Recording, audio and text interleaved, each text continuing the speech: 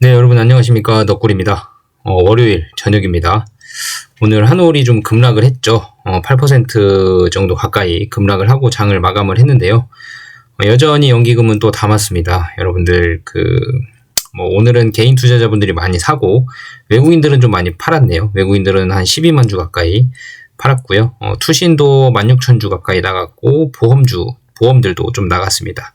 대신 연기금이 약 3만 주 가까이 매수를 가담을 하면서 글쎄요, 연기금 물량이 지금 상당히 많이 늘어나고 있는 추세입니다. 지금 연기금이 과연 어디까지 보고 있는지는 제가 모르겠지만 연기금이 상당히 많은 물량을 매집을 하고 있고요. 그 물량들은 다 지금 외국인들 물량을 다 받아가고 있다는 점, 수급의 개선이 좀 일어나고 있다는 점 한번 좀 체크해 볼 포인트가 될 것 같고요. 지금 3만원에서 5만원, 6만원까지 갈 때 처음에 이제 6만원 갈 때가 언제였죠? 처음 6만원 갈 때가 대략 한 2월 정도였는데, 이렇게 6만원까지 처음에 2월 정도까지 6만원 정도까지 올라갈 때는 외국인들이 거의 그 시세를 장악을 했습니다. 거의 5만원 중반까지는. 그러니까 올해 1월 말까지는 거의 외국인들이 매수세에 많이 가담을 했는데요. 1월 말 이후, 그러니까 2월, 3월 달 동안에는, 2달 동안에는 외국인들이 많이 팔아치우기 시작을 했는데, 그거를 고스란히 기관들이 가져가고 있는 모습입니다. 기관들 중에서도 이런 무슨 단기성 투자 자금들이 아니고 연기금이 꾸준히 모아주면서 지금 상당히 기관의 수급이 상당히 좋아졌고요. 외국인들은 지금 반대로 좀 팔고 있습니다. 시세 차익 실현을 지금 좀 하고 있고, 그 차익 실현 물량을 기관들이 좀 받아주는 입장이고요. 다시 한번 말씀드리지만 그레이브스병 상당히 기대감이 높습니다. 2027년 그레이브스병 데이터 발표가 예정이고요. 2027년 그레이브스병 데이터를 제가 다시 한번 말씀드리지만 이번에 나올 바토클리맙 테드 데이터 안에서 그레이브스병 임상에 대한 기대감들을 좀 더 실을 수 있는 결과들이 아마 도출이 되지 않을까 싶습니다. 테드건 그레이브스건 T랩이라는 수치, 항체, TRAB라는 항체 수치를 얼마나 감소시키느냐가 또 하나의 주요 포인트이기 때문에, 만약에 이번 바토클리맙 테드 데이터에서 T랩이라는 항체를 많이 감소시키는 게 또 똑같이 증명이 되고, 그 다음에 이 T랩이라는 수치가 또 관해까지 이어지는지까지는 확장 임상까지 좀 결과를 봐야겠지만, 아무튼 이 T랩이라는 항체 수치가 얼마나 감소가 되는지가 이 그레이브스병 임상 결과에 대한 포인트가 될 것 같거든요. 그래서 테드가 임상이 성공이냐 아니냐도 중요하지만, 이 속사를 한 번 더 들여다보면 테드 데이터를 통해서 그레이브스병 데이터까지 2027년 결과까지 미리 예측을 할 수 있는 결과들이 또 한 번 도출이 된다면 그레이브스병 성공에 대한 기대감을 한 번 더 실을 수 있는 날이 또 오지 않을까 싶습니다. 그래서 지금의 하락이 저는 하나도 무섭지 않고요. 지금 미국 전쟁, 오늘도 트럼프 대통령이 이란과의 협상을 진행 중이고, 본인 말로는 잘 진행되고 잘 받아들여질 거라고 보지만, 만약에 그게 성사가 안 되면 발전소건 원유 시설이건 이것저것 인프라들 다 폭탄으로 때려서 없애버리겠다라고 으름장을 놓고 있습니다. 여러분들 무서우시죠? 전력 설비 이런 것도 다 폭파해버린다고 하고, 지금 원유 시설, 호르무즈 해협 다 장악할 거라고 이제 으름장을 놓고 있는데, 무서우시죠? 무서울 만도 합니다.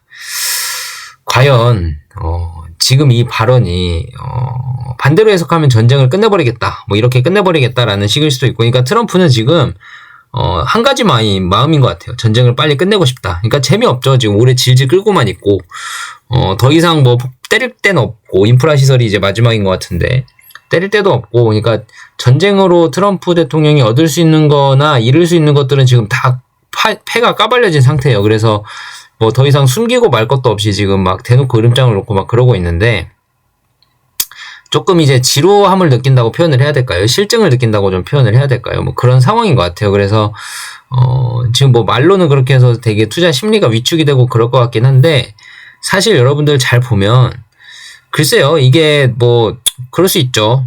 좀 인프라 시설까지 타격을 하면 영향이 있을 수 있습니다. 상당히 영향이 오래 갈 수도 있고, 오일 가격에 요즘 집중을 많이 하고 있는데 오일 가격 급등할 수도 있고요. 자, 근데 트럼프를 보면 지금까지 대통령이 되고도 그렇고, 지금 중간선거도 남았고, 지지율이 30%대로 눌러 앉기도 그렇고요.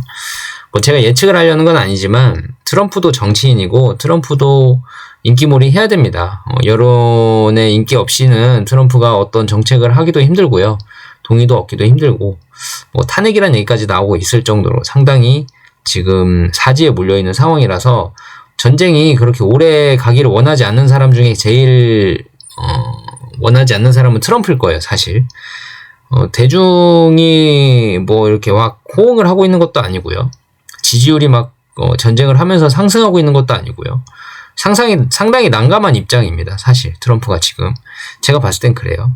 그래서 전쟁을 빨리 끝내고 싶어 하는데 지금 으름장을 놓고 실제로 그걸 터뜨릴 수도 있죠. 거기까지는 생각을 해봐야 되지만 시장은 이런 트럼프의 생각이 실제로 행동이 옮겨지더라도 글쎄요, 영향이 얼마나 있을지는 지켜봐야겠지만 저는 2027년 그레이브스병 데이터가 나올 때까지 이게 지속되리라고는 보진 않거든요.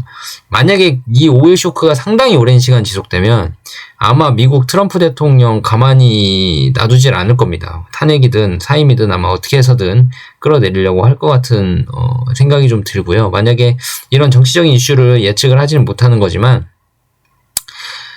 아무튼 2027년 중반까지 이 전쟁에 대한 여파가 갈 수는 있지만 이 전쟁으로 인한 불확실성의 모멘텀이 계속해서 이 주식시장을 계속해서 흔들 정도로 2027년 중반까지면 1년이 남았는데 1년 내내 주식시장을 흔들 정도로, 그러니까 하락세를 계속 1년 내내 떨어뜨릴 정도로의 영향력은 아닐 거다라는 생각을 조금 해보게 돼요. 그래서 누누이 말씀드리지만 주가는 떨어질 때 사고 오를 때 파는 거잖아요. 떨어질 때는 세상 모든 악재들을 다 반영을 하면서 떨어져요. 그러니까 사람들의 심리가 안 좋은 기사들이 막 터져요. 그러면서 주가가 떨어지잖아요. 근데 합리적으로 좀 판단을 해보면 그럴 때 사지 언제 사요? 그쵸? 언제 좋은 얘기만 나올 때 삽니까? 주식을. 그러면 매번 높은 가격대 사야 돼요. 고평가된 주식들만 사야 되고 매번 좋은 기사만 나면 좋은 기사 있는 주식들은 다 고평가되어 있는 부분들이 많은데 그럴 때 사야 됩니다. 그럼 언제 떨어질 때 사고 언제 비쌀 때 팔아요? 그렇죠? 비쌀 때 사서 더 비쌀 때 팔면 되지 않냐? 그게 장이 좋을 때는 또 가능한데 프리미엄을 높게 받는 장이면 가능해요. 좋은 장은. 근데 이제 정상적인 프리미엄으로 복귀하는 순간부터는 마이너스도 찍히기 시작하거든요. 그러니까 사람들이 다 공포에 떨고 무서워하고 겁에 질려 있을 때 그때 살 줄도 알아야 돼요. 그쵸? 근데 그때는 또 어떻게 딱 사냐? 언제가 공포의 끝자락인지 아냐? 그건 모르죠. 그건 모르는데 그래서 뭐예요? 제가 매번 말씀드리는 게 기계적인 매수. 네. 기계적인 매수를 하다 보면 공포일 때도 사고 좋을 때도 사고 어중간할 때도 사고 사게 됩니다. 그러면 이제 공포일 때 사는 순간이 생기겠죠. 지금처럼 공포일 때 사는 순간이 기계적으로 매수하다 보면 어느 순간 타이밍이 딱 걸릴 때가 있어요. 그럼 어쩌다 보면 바닥에서 살 수도 있는 거고요. 어쩌다 보면 좀 비싸게 살 수도 있는 날도 있고요. 그러니까 이런 날들이 모여서 기계적으로 사다 보면 바닥에서 사고 중간에서 사고 위에서 사고 하다 보면 이제 주식 수가 점차 늘어납니다. 그러다가 이제 악재가 해소되고 호재가 반영하는 장이 오기 시작합니다. 호재에 민감한 장이 오기 시작하면 제가 그동안 열심히 모았던 주식들이 이제 수익으로 전환이 되면서 빛을 발하기 시작해요. 그렇기 때문에 지금 어떻게 딱 이렇게 공포감 있을 때 사셔야 됩니다 라기보단 기계적인 매수를 통해서 이럴 때도 사실 수 있어야 됩니다가 정확한 표현인 것 같아요. 그러니까 높을 때 사고 뭐 좋은 기사 있을 때 사고 이거는 누구나 다 할 줄 아는 거니까. 근데 안 좋은 얘기, 안 좋은 기사, 시장의 심리가 확 굳어져 있을 때, 매수 심리가 아니라 매도 심리로 확 돌아서 있을 때 그때도 더 떨어질 수도 있죠. 그건 누구도 모르는 겁니다. 트럼프가 정말 인프라 시설을 때리고 더 큰 군대 지상군까지 막 투입을 하고 이란과의 전쟁이 확전이 되고 다른 세계 여러 나라들이 더 참전을 하고 그럴 수도 있습니다. 그럼 더 떨어지겠죠? 그럴 때도 뭐예요? 그럴 때도 사는 거예요. 또 사고 또 사고 또 사고 하다 보면 어느샌가 시간은 지나 있고 내 주식 수는 늘어나 있고 평단가는 좀 낮아요. 평단가 그렇게 저는 신경 많이 안 쓰긴 하지만 아무튼 주식 수가 많이 늘어나 있겠죠. 그러다가 어느 순간부터는 전쟁이 마무리가 되고 뭐 화해 모드가 됐든 아니면 어떻게 해서든 마무리가 되고 점점 이제 전쟁의 끝자락에서 불확실성이 조금 거쳐가는 날들이 오기 시작을 합니다. 그럴 때는 내가 지금까지 열심히 모아왔던 주식 수들이 점차 플러스권으로 돌아오면서 수익이 지금까지 내가 얼마나 주식을 모았냐에 따라서 수익의 가치가 커져요. 내가 열심히 주식 수를 늘렸다면 수익의 가치가 확 돌아설 거고요. 내가 열심히 주식 수를 많이 늘려놨다면 그만큼 플러스가 커집니다. 생각을 해보시면 여러분들, 한올바이오파마 지금 전쟁 발발했을 때보다 주가가 높아요. 지금 보면 뭐 삼성이나 이런 종목들은 전쟁 발발하고 지금 많이 떨어졌잖아요. 한올의 지금 주가의 위치는 전쟁 발발이 지금 3월 거의 초순했으니까 전쟁 발발 후에 이틀간 지금 거의 6만 원대였던 주가가 종가 기준으로 5만 1,500원까지 빠졌던 적이 있습니다. 물론 4만 원대까지 잠깐 훑고 내려왔던 적도 있고, 5만 1,500원까지 내려왔던 주가가 지금 5만 8,200원으로 오늘 8% 떨어졌는데도 5만 8,200원으로 마감을 했거든요. 그만큼 전쟁이 터지고 나서도 한올바이오파마 주가는 오히려 지금 올라 있어요. 한 달의 시간이 흐르면서 전쟁의 불확실성이 계속 있었고, 확전이다, 뭐 유가 상승이다 이런 것들이 계속 있었지만, 우리 한올바이오파마의 주가는 종가 기준으로 따지면 전쟁 발발 이후 더 올라 있습니다. 그 말은 무슨 말이에요? 불확실성을 지금 다 머금고 올라와 있다는 얘기예요. 그 어디까지 올라갈 거냐? 그건 모르죠. 내일 당장에 더 떨어질 수도 있습니다. 4만 원이 또 갈 수도 있어요. 하지만 저희는 두렵지 않죠. 왜요? 2027년 중반을 보고 있기 때문에. 저도 그때 아예 다 판다는 건 아닙니다. 여러분들. 2027년 중반에 그레이브스병의 데이터를 보고 그러고 나서 결정을 해도 충분히 많은 수익을 누리고 수익 실현을 할 것 같으니 저는 그때까지 일단 기다려 보겠다 이겁니다. 그때 데이터를 보고 제가 뭐 판다 안 판다는 결정을 하고 스스로 판단을 해서 매도를 하려면 하고 아니면 더 지켜가려면 홀딩을 하고 아니면 더 사도 되겠다 하면 매수를 하겠지만 일단은 2027년까지 저희는 이런 하락장이 사실 두렵기보다는 반가운 때까지 와버렸다.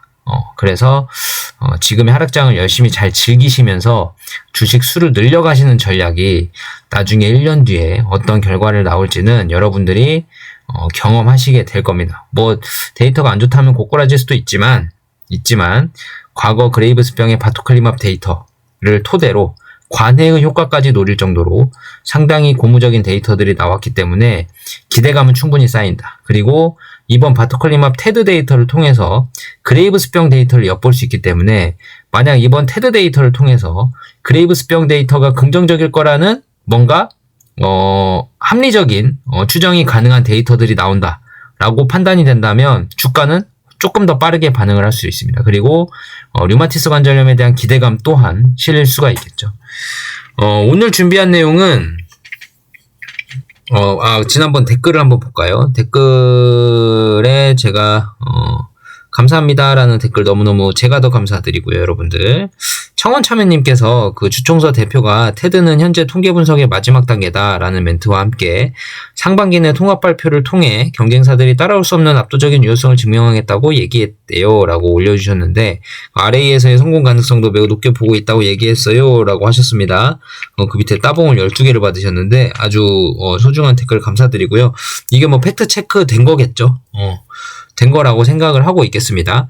일단은 그 압도적인 유효성이라는 거에 대해서 제가 좀 부연 설명을 해드리면 일단 테드 데이터 자체가 지금 임상 환자 모집 수가 200명이 넘었어요. 그래서 상당히 환자 수가 많이 모집이 됐고요. 그만큼 객관적인 데이터가 나올 거고 그만큼 위약 대비 효과가 있다면 약물의 유효성이 상당히 신뢰감 있는 유효성이 도출이 될 가능성이 높고요. 환자들이 많았기 때문에 부작용이나 뭐 안정적인 약물의 안정성 면에서도 충분히 검증이 가능할 것 같고 만약에 유효성이 좋게 나온다면 그 유효성에 대한 신뢰도 자체가 높아지는 상황이거든요. 그리고 그 안에 바토클리맙 테드 안에 그레이브스병 데이터까지 또 뽑아낼 수 있다면 그 그레이브스병 데이터 질에 대한 그레이브스병에 대한 데이터들을 유추해 볼 수 있는 그 데이터 자체의 질 자체가 높아진 거거든요. 환자 대상 모집수가 많기 때문에. 그래서 압도적인 유효성이라는 표현은 그런 것 같아요. 환자 수 자체가 많기 때문에 압도적인 P값, 그러니까 약물의 객관적인 그 유효성들을 아주 명확하고 엄밀하게 검증이 가능하다. 표본 자체가 많기 때문에 확률, 그러니까 데이터의 질이 좋아진다. 그래서 압도적인 유효성이다라고 표현을 한 것 같아요. 제 말씀 무슨 말씀이신지, 제가 말씀드린 거 무슨 말씀이신지 아시겠죠? 그리고 RA의 성공 가능성도 매우 높게 보고 있다고 했는데, 이거는 이제, 만약에 이런 말을 진짜로 했다면, 그 ACPA 양성인 환자들 중에서도 ACPA 항체 농도가 상당히 높은 사람들을 대상으로 투약을 하고 있기 때문에 그 항체를 줄여주는 것만으로도 환자들에게는 상당히 개선의 여지가 있을 수 있다라고 보여지기 때문에 가능성을 좀 높게 본다고 표현을 한 것 같은데, 일단 저는 그렇게 받아들였습니다. 청원참여님 너무 댓글 감사드리고요.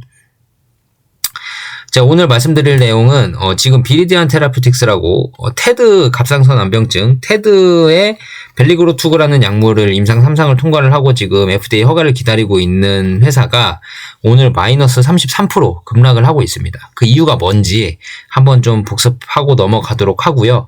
이게 과연 이뮤노반트에게는 기회가 될지 한번 좀 봐야 될 것 같습니다. 관련이 좀 있는 거라서 지켜보실 필요가 있고요. 일단은 좀 보겠습니다.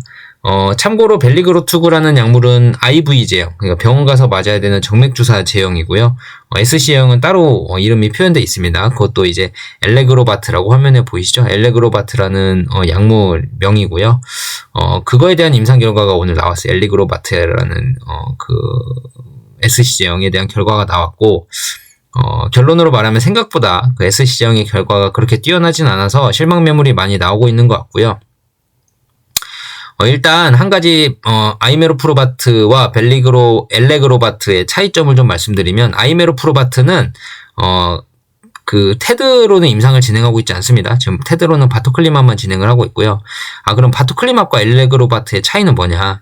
바토클리맙은 FcRN을 직접적으로 저해를 하기 때문에 테드도 치료가 가능하고 그레이브스병도 치료가 가능합니다. 반대로 얘기하면 아이메로프로바트가 지금 임상하고 있는 그레이브스병 약물이 그레이브스병 환자들도 치료를 하지만 그레이브스병이 동반된 테드 환자들에게도 유효성이 조금 나타날 수 있는 동시에 질환 컨트롤이 가능한 약물이 아이메로프로바트다. 그리고 바토클리맙이다. 이렇게 말씀을 드릴 수 있고, 벨리그로투그나 엘레그로바트라는 비리디안 테라퓨틱스가 만든 약물은 IGF-1R을 타겟하기 때문에 테드만 타겟할 수 있지 그레이브스병 환자들은 타겟할 수 없어요.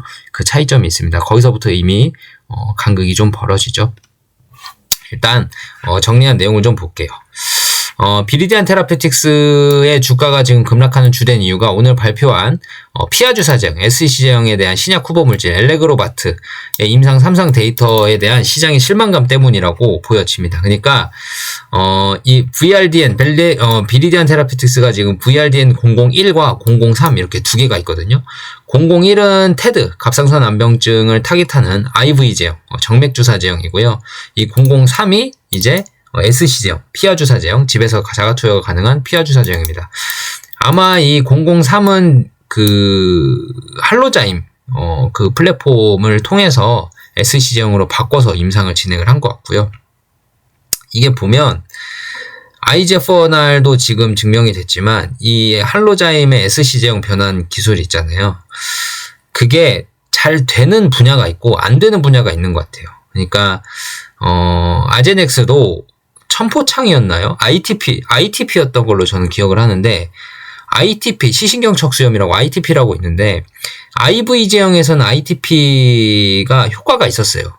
천포창이었나 ITP였나 잘 기억이 좀 헷갈리긴 한데, 아무튼 ITP라고 한다면 어떤 ITP라는 질환에는 IV 제형은 효과가 있었어요. 그래서 SC 제형으로는 했는데 SC 제형은 또 효과가 없게 나타났거든요. 그게 천포창이었나? 아무튼 기억이 잘 안 나긴 하는데, 이 SC 제형하고 이 제형 변환을 했을 때 잘 안 맞는 약물들이 있습니다. 그게 지금 FcRN 저해제도 마찬가지고 지금 IGF-1R도 마찬가지인 것 같아요. 그러니까 SC 제형이나 IV 제형이나 똑같이 결과가 나왔다면, 비슷한 결과가 나왔다면 SC 제형도 상당히 고무적인 결과다라고 추약이 가능한데, 시장성이 충분히 입증이 될 텐데, SC 제형으로 변하고 나니까 약물의 효과가 떨어지는 약물들이 있어요. 이게 그러니까 궁합이 잘 맞는 그 기전들이 있고 잘 안 맞는 기전들이 있나 봐요. 지금 IGF-1R은 잘 안 맞았죠, 지금 이게. 그래서 비록 회사는 긍정적인 결과라고 발표를 했으나 실제 수치가 시장의 높은 기대치나 경쟁 약물인 암젠의 테페자와 비교했을 때 상업적 경쟁력이 상당히 부족하다는 평가를 시장에서 하고 있는 것 같습니다. 그래서 지금 한 번에 마이너스 33%, 32% 지금 급락을 하고 있고요. 기대에 못 미친 효능 수치가 있었습니다. 이번 리빌 1이라는 임상 주제로 임상을 했는데 4주 간격 투여군이 54%, 8주 간격 투여군은 63%의 약물 돌출 반응률을 기록을 했어요. 이게 4주 간격으로 투여한 약물들은 4주에 한 번씩 투약을 했고요. 8주 간격 투여군은 8주에 한 번씩 투약을 했어요. 그래서 약물 돌출 반응률을 기록을 했는데 실망 포인트는 경쟁 약물 테페자가 과거 임상 3상 결과 약 83%의 반응률을 보였거든요. 수치상으로 상당히 낮게 나타났죠. 그리고 투자자들은 비리디안 SC형이 베스트 인 클래스가 되기를 기대를 했겠죠. 그죠? 왜냐하면 테페자 자체가 지금 IV제형이니까 효능면에서 압도적인 면을 보여줬어야 되는데 그렇지 못해서 지금 주가가 급락을 하고 있고요. 청각 관련 부작용도 있었습니다. 임상 데이터에서 이명이나 청각 관련 이상 반응이 보고가 됐는데 수치가 그렇게 높지는 않았으나 갑상선 안병증 치료제 시장에서 청각 손상은 매우 민감한 이슈예요. 왜냐하면 테페자가 지금 청각 소실에 가능성이 있는 부작용들이 있기 때문에 IGF-1R 계열 자체가 타겟 자체가 지금 청각 소실에 부작용이 좀 있거든요. 그런 면에 상당히 민감한데 이번에도 관련 부작용이 나왔습니다. 나올 수밖에 없죠. IGF-1R을 타깃하면 이 청각에도 IGF-1R이 있기 때문에 지금 뭐 눈에 IGF-1R을 타깃한다고 해서 청각에는 IGF-1R만 건너뛸 수가 없거든요. 같은 IGF-1R이 있기 때문에 청각도 상당히 민감하게 반응을 합니다. 그래서 안정성에서 확신을 주지 못했기 때문에 투매가 좀 나온 거 아니냐라는 시장의 시각이 좀 있고요. 비리디안 테라피틱스가 그러면 이 SC제형과 IV제형이 지금 어떻게 진행을 하고 있냐 임상 파이프라인 개요를 좀 보시면 두 가지 경로를 동시에 공략을 하고 있습니다. 벨리그로투그라는 약물명으로 되어 있는 거는 VRDN-001이라 그래서 정맥주사제형이고요. 임상 3상을 완료를 했고 지금 BLA 승인 품목 허가 신청을 기다리고 있습니다. 기존 테페자보다 투여 횟수가 적어요. 한 5번만 넣어도 되고요. 테페자는 8번을 넣었죠. 투여 시간도 상당히 좀 짧아요. 아마 벨리그로투그는 한 30분에서 뭐 1시간 사이인데 테페자는 1시간에서 1시간 반 사이, 뭐 이 정도 한 30분 정도 간격이 차이가 납니다. 2026년 6월 30일에 지금 최종 승인 여부가 결정될 예정이고요. 엘레그로바트라는 거는 VRDN-003이라는 물질인데 SC제형으로 바꾼 겁니다. 이 위에 있는 벨리그로투그를 SC제형으로 바꾼 게 엘레그로바트라는 약물입니다. 임상 3상을 진행해서 오늘 결과 발표를 했어요. 그래서 자가 투여가 가능한 오토인젝터 주사제형, 지금 아이메로프로바트가 지금 오토인젝터죠. 샤프처럼 이렇게 똑딱 하면 주사 바늘이 자동으로 살에 빡 꽂히면서 약물이 자동으로 주입이 되고요. 그리고 약물이 다 들어가면 주사 바늘이 자동으로 뽁 하고 뽑힙니다. 그래서 주사하는데 수초, 한 3초에서 5초 사이면 끝나요. 방식으로 편의성을 대폭 개선한 모델입니다. 리빌 1은 지금 오늘 발표한 리빌 1은 활동성 TED, 액티브 TED 환자들에게 임상을 진행을 했고요. 효능은 확인했어요. 유효성은 입증이 됐어요. 그러니까 FDA 신약 승인 신청은 할 수 있어요. 근데 약이 잘 팔릴지는 모르겠어요. 데이터가 그렇게 기대만큼 안 나왔기 때문에 테페자만큼이나 테페자보다 조금 덜 하더라도 투여 횟수가 적기 때문에 투여 횟수가 적다는 장점이 있기 때문에 테페자보다 조금 데이터가 좀 덜 나오더라도 비슷한 수준만 나왔다면 SC제형으로서 상당히 시장성이 있을 수 있지만 데이터 자체가 워낙 열등하게 나왔기 때문에 수치가 되게 미달하게 나왔습니다. 기대보다. 그리고 리빌 2는 지금 진행 중입니다. 만성 TED 환자들을 통해서 진행 중이고요. 올해 2분기 중에 결과 발표가 예정되어 있어서 이것 또한 봐야겠지만 SC제형으로서 지금 활동성 환자들에게 기대치를 못 미치고 있어서 글쎄요. 만성 환자들에게도 증명이 될지 조금 확률이 떨어지겠죠. 그렇죠? 그래서 벨리그로투그는 임상 3상 데이터, IV제형이죠. IV제형 임상 3상 데이터는 경쟁 약물 테페자랑 비교했을 때 투여 횟수가 적으니까 빠른 효능 발현이 나타났고 투약 편의성, 시간이 좀 짧으니까 투약 편의성 면에서 우위가 있다는 점을 시사를 했던 거고요. 벨리그로투그의 반응률이 약 70%였습니다. 그리고 테페자는 약 83%였어요. 비슷하죠? 조금 13% 정도 좀 낮게 나왔지만 투약 시간 면에서 차이가 좀 있기 때문에 그래도 벨리그로투그는 절대적으로 조금 시장성이 있을 거다라고 보는 것도 있고요. 그리고 부작용 면에서도 테페자보다는 조금 청력 소실 면에서 덜 했어요. 그렇기 때문에 사실 반응률 자체가 테페자가 세기 때문에 부작용이 더 셀 수밖에 없어요. 그리고 벨리그로투그는 반응률 자체가 좀 낮았기 때문에 부작용이 그보다 조금 덜 할 수는 있습니다. 그건 어쩔 수 없는 원리입니다. 태페자의 수치가 절대적으로는 조금 더 높아 보일 수 있지만 벨리그로투그는 단 5회, 3주에 한 번씩 5회거든요. 아이고, 바뀌었네. 3주에 한 번씩 5회, 15주 동안만 투여를 했음에도 불구하고 70%의 반응률을 나타냈기 때문에 상당히 기대감이 높았다. 태페자가 24주에 걸쳐 확인한 효능을 벨리그로투그는 훨씬 빠르게 입증했다는 평가를 받고 있었어요. 그래서 이거를 SC로 바꿔서 똑같이 만약에 빠르게 효과가 입증된다는 게 증명이 된다면 SC제형으로서의 투약 편의성까지 자가 투약까지 가능할 정도로 입증이 된다면 좋았을 텐데 그게 오늘 데이터 발표를 했는데 생각보다 데이터가 좋게 나오질 않아서 지금 급매, 투매가 지금 나오고 있는 겁니다. 투약 편의성을 보시면 비리디안이 시장 점유율 확보를 위해서 상당히 공을 들였어요. 벨리그로투그는 총 5회, 3주 간격으로 투여했는데 약 30분 동안 투약을 해야 되고요. 태페자 같은 경우는 60분에서 90분. 8번이나 투약을 해야 되고 한 번 투약할 때 시간도 오래 걸리고 벨리그로투그는 5번만 투약해도 되는데 시간은 짧고 이랬습니다. 환자 입장에서는 총 치료 기간이 약 2달가량이 단축이 되는 거예요. 지금 3회를 들으니까 그쵸? 3주 간격 3회면 9주잖아요. 9주면 2달 정도 되잖아요. 2달가량으로 단축이 더 되고 병원에 머무는 시간도 지금 30분이랑 60분이랑 30분 정도 절반 이하로 줄어들기 때문에 강력한 경쟁 우위 요소였습니다. 안정성 면에서도 이상 반응이 있었는데 벨리그로투그는 약물 중단 시 회복되는 양상을 보일 정도로 상당히 안정성이 그나마 좀 나아 보였다라고 판단을 할 수 있고 태페자 같은 경우는 처음에 임상에서는 한 10%대로 부작용이 보고가 됐는데 나중에 글로벌리 임상 데이터를 봤을 때 투약을 많이 했을 거 아니에요? 임상 데이터를 까보니까 상당히 더 높게 청각 부작용 이슈가 나오면서 태페자가 매출이 조금 정체기에 들어가 있는 상황입니다.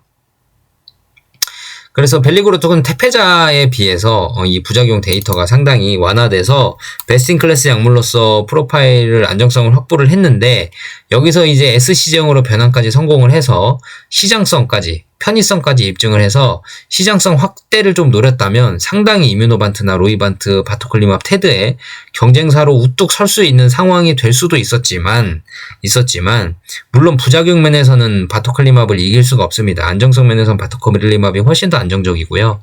청력 이상은 상당히 리스크 있는 부작용이기 때문에 상당히 위험했죠. 근데 SC제형 지금 데이터가 IV 제형은 70%의 반응률이 나왔음에도 불구하고 SC 제형으로는 지금 반응률이 50%대에 머물렀거든요. 어딨죠? 여기 54%, 63% 이렇게 50%, 60%대에 머물러 버렸기 때문에 SC 제형으로 변환하면 반응이 더 줄어든 거예요. 그러면 IV 제형보다 SC 제형 반응률이 더 적으면 집에 가서 투약할 이유가 별로 없어진 거죠. 그렇죠? 시장성 면에서 편의성 면에서 상당히 밀려버렸습니다.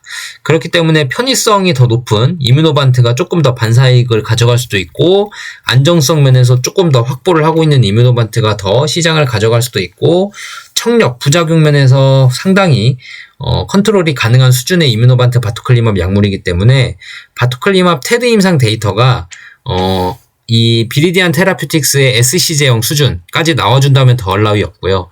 만약에 이것보다 조금 덜 나오더라도 안정성 면에서 훨씬 더 가능성이 있어 보이고 그 다음에 편의성, 투약 편의성 면에서도 자가 투여가 가능하기 때문에 투약 편의성 면에서도 우위를 차지한다면 바토클리맙 테드 상당히 경쟁력 있을 수 있습니다.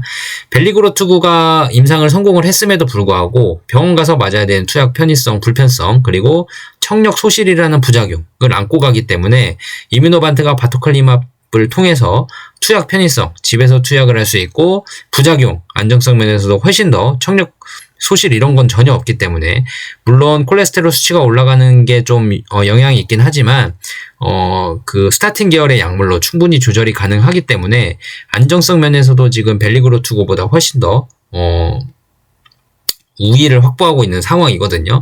그러니까 지금 이뮤노반트나 로이반트가 지금 바토클리맙 테드가 경쟁이 치열하기 때문에 나중에 한 번에 발표하겠다라고 한 게 지금 이 벨리그로투그 SC제형 데이터 이름이 뭐였죠? 엘레그로바트의 데이터를 보고 발표하려고 그런 것도 어느 정도 작용을 할 거예요. 지금 보시면 아제넥스 FcRn 저해제로 테드 실패했죠. 그쵸? IgG 감소율이 낮아서 실패한 걸로 좀 판단은 되지만 결과는 봐야 됩니다. 이게 FcRn 저해제 자체가 지금 테드랑 안 맞는 건지 아니면 정말 아제넥스의 약물 IgG 감소 농도가 낮아서 테드에 지금 환자들에게 영향이 없었는지 그건 좀 봐야 되고요. 만약에 FcRn 저해제 자체가 잘 안 맞는 거면 이뮤노반트도 실패하는 게 맞죠. 근데 만약에 이유가 IgG 감소 농도가 생각보다 많이 높지 않기 때문에 임상에 실패한 거라면 이뮤노반트는 가능성이 확 올라가죠. 그쵸? 그래서 아제넥스 테드 실패했죠. 그 다음에 비리디아는 테드 관련해서 VRDN001은 성공을 했지만 IV 제형으로는 성공을 했지만 SC 제형으로 실패했죠. 그러면 바토클리맙이 테드 환자들에게 안정성 면에서 확보가 되고 집에서 투약할 수 있는 편의성을 가진 약은 바토클리맙 테드밖에 없습니다. 테페자도 지금 병원에서 투약하고 있잖아요. 그렇죠? 편의성과 안정성을 모두 확보한 약은 바토클리맙 테드밖에 없게 됐어요. 지금. 그러면 만약에 임상을 성공을 한다면 충분히 경쟁력의 우위를 가져갈 수 있다. 비리디안의 엘레그로바트의 오늘 데이터 결과 발표만큼 안구 돌출 감소율이 그 정도만 나와주더라도 50% 중반 좀 더 낮을 수도 있어요. 사실 FcRn 저해제가 조금 더 낮을 수도 있는데 만약에 이만큼 나와준다면 더할 나위 없을 것 같고요. 이것보다 조금 덜 나오더라도 안정성과 편의성 면에서 워낙 월등하기 때문에 시장성은 충분히 있을 거라고 봅니다. 만약에 로이반트가 바토클리맙 테드 데이터를 까봤더니 이거 생각보다 경쟁 우위가 있는데? 라고 생각하는 수준의 데이터가 나오기도 하고 그리고 그러면 잠깐만 아제넥스 테드 안 하지. 지금 비리디안도 테드 지금 SC 제형 임상 유효성은 입증이 됐으나 IV 제형보다 효과가 우위에 있지 않으면서도 IV 제형과 효과를 비교했을 때 데이터가 상당히 열등하게 나왔고 그리고 편의성 면에서 만족을 했다고 하더라도 부작용이 있기 때문에 청각 부작용이 있기 때문에 이것 봐라. 그러면 엘레그로바트 비리디안의 SC 제형에서도 우리가 편의성 면에서는 확보가 됐다고 하더라도 부작용 면에서 우리가 우위고 아제넥스는 지금 테드 자체를 안 하고 있고 그러면 우리가 안정성도 확보가 돼 있고 편의성도 확보가 돼 있는 바토클리맙을 시장에 출시를 안 할 이유가 뭐가 있지? 라고 생각을 할 수 있는 이유가 한 번 더 고민을 할 수 있는 이유가 하나 더 생기지 않았나. 그러니까 이게 바토클리맙 테드가 지금 이뮤노반트에서는 아이메로프로바트에 집중하고 있기 때문에 바토클리맙 테드를 상업화를 안 할 가능성이 더 높긴 해요. 사실 생각해보면 그래요. 바토클리맙 테드를 상업화를 안 할 가능성이 높긴 한데 경쟁 약물들이 알아서 고꾸라지고 부작용 때문에 힘들고 아제넥스의 비브가르트는 지금 테드에서 고꾸라졌죠. 비리디안 테라피틱스의 이 엘레그로바트라는 약물은 지금 부작용 때문에 편의성에서 SC형으로 확보는 했지만 청력 소실이라는 부작용 때문에 안정성 면에서 좀 우려감이 있죠. 그렇기 때문에 이뮤노반트 입장에서는 생각보다 경쟁사들이 알아서 고꾸라져주고 있는 상황이라서 글쎄요. 바토클리맙 테드의 상업화 가능성에 약 1% 남짓이라도 조금 더 올라가긴 했습니다만 로이반트는 아무래도 지금 아이메로프로바트에 집중을 하고 있기 때문에 아마 상업화를 할 것 같지는 않습니다. 그런 기대감으로 주가를 몰빵하시면 안 되고요. 객관적인 상황은 상업화 안 할 것 같아요. 안 할 것 같은데 그래도 한 번 더 고민할 재료가 생겼다라는 점 한번 참고를 해보셨으면 좋겠습니다. 오늘은 좀 경쟁사 약물 얘기를 좀 해봤는데요. 지금 비리디안 테라피틱스 주가가 마이너스 32%에서 헤어나오지를 못하고 있습니다. 여러분들 한 번 더 고민을 해보시고 단 무리한 투자는 금물이다. 이걸로 바토클리맙 상업하는구나 라고 믿으시고 전재산 때려 박으셨다가 빚까지 내서 때려 박으셨다가 나중에 우리 바토클리맙 데이터는 좋았는데 상업화 안 할래요 하면은 또 실망 매물이 나올 수도 있거든요. 지금 뭐 안 한다는 게 시장의 정설이긴 하지만 나올 수도 있어요. 그러면 또 심리적으로 못 버티기 때문에 주식은 심리적으로 못 버티면 무너지거든요. 손절이 바로 나갈 수밖에 없어요. 감정적으로. 그렇기 때문에 항상 안정적인 투자 그리고 여윳돈 그리고 길게 가져갈 수 있는 버틸 수 있는 돈으로 빚내서 투자하시면 안 되고 조금씩 주식 수를 늘려가는 방법 생각해 보시는 게 좋을 것 같습니다. 제가 매수매도 권해드리는 거 아니고요. 저는 여러분들의 투자 자금 책임져 드리지 못합니다. 투자는 여러분의 판단에 의해서 하셔야 되고요. 저도 제 판단에 의해서 하는 겁니다. 저는 다만 이런 여러 가지 좋은 내용들, 경쟁사 내용들, 한올의 펀더멘털에 관한 내용들, 투자 철학에 관한 내용들, 열심히 공부하고 공유해드리고 있는 유튜버이지 여러분들의 자산을 책임져드린 유튜버가 아니라는 점. 또한 그 누구도 여러분들의 자산을 책임질 수 있는 사람은 이 세상 어디 아무에게도 없습니다. 여러분들이 리딩방을 가입하시도 안 되고요. 누군가를 믿고 투자하셔도 안 돼요. 여러분들이 공부하시고 스스로 판단하셔서 투자를 하셔야 됩니다. 오늘 영상 이것으로 마치겠고요. 좋아요, 구독하기 안 눌러주신 분들 꼭꼭 눌러주시고 댓글 편하게 달아주시고 질문도 많이 해주십시오. 여러분들 너무너무 감사드리고요. 다음 영상 내일 또 뵙도록 하겠습니다. 감사합니다.